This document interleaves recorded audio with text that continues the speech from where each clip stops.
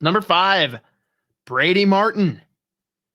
So tell us why people should be excited about Brady Martin, but then tell me like why he falls just behind Jake O'Brien for you. Because I think that is going to be an interesting discussion leading in.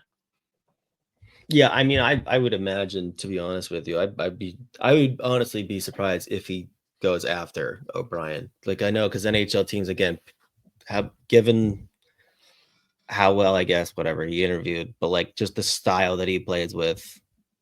He's a farm boy, man.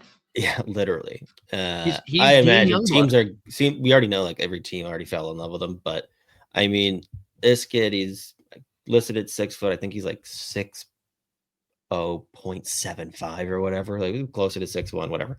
And he's not even like, it's not like he's like 200 pounds. It's not like he's like heavy or whatever, but he plays like he is 6'3", 220. Like he is running guys through the glass. He's a monster on the forecheck, but then with the puck, really manipulative playmaker. Again, he's got a nice shot too.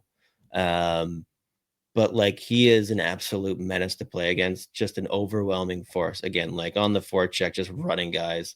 The big thing is just going to be like, I think the skating does need to take a pretty, I mean, it's like okay, but like for him to be a top 6 forward in the NHL, I think that foot speed is going to have to just get better. Because right now he plays very north-south, but I mean, again, he can score goals. He's going to run you through the glass, nonstop motor. He's just an absolute freight train that like started showing off a ton of skill this year and offensive ability and offensive upside. So, I mean, he always like, it's kind of like a Sam Bennett situation where like, yeah, he might be like a 60 point guy, but he's like the first guy you want on your team in the playoffs. So who knows? But I think teams are going to be lining up to take him super early. Again, like we mentioned, like a lot of people have him potentially ending up in Utah at 4, but I mean, who knows? We'll see where he lands. But he is like every fucking GM's like, I want 15 of him in my pool. So he's a scary player. And again, like the offense did take a big step forward this year too. And I mean, did you hear what he said about his draft attendance this year? That's what I said earlier. Yeah. He is going to be on the farm at home, working the farm and watching from home. I just love that. Like teams love that he said that. Teams are like, oh fuck yeah, this guy, he's our guy. He told us he's not coming. We love it. He's going to be at home. We love that about him. Yes. He's awesome. Again, I think there's more runway, more like long-term upside in like an O'Brien. So and again, like the way more details. Is it kind of a gimmick, like him being the good old farm boy who interviewed well, who seems like the playoff archetype, like a Sam Bennett, and that's why he's going to go as early as he is, and like people are reaching? Because like you've got him here listed as 12 to 20 in the draft here.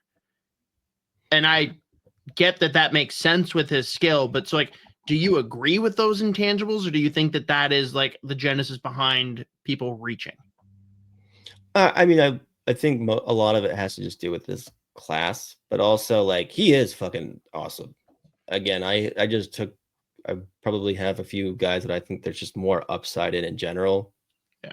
But as far as like a surefire NHL talent goes, like he's going to be playing. He's a guy that he's going to be in the NHL for sure.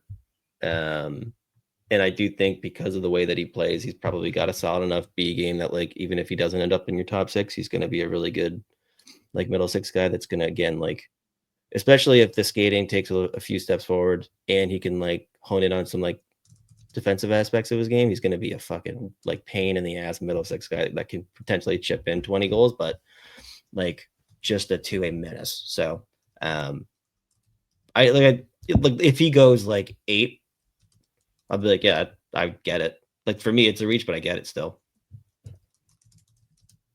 Huh?